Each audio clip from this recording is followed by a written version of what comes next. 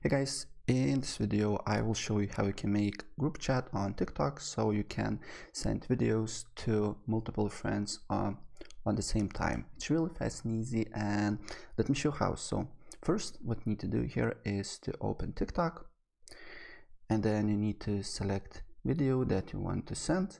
So for example this one, and when you're on the video, as you can see here on the bottom right corner there is a little arrow button.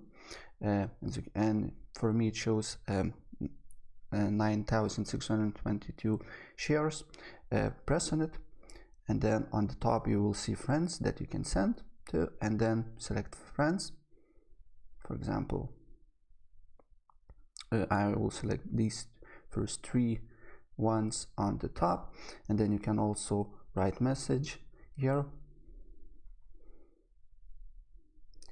and then you need to press send, and after you send, basically group chat will create, and you can send another videos if you want to, right? So guys, that's pretty much it. If I help you out, please press like button and subscribe for more. Take care, bye.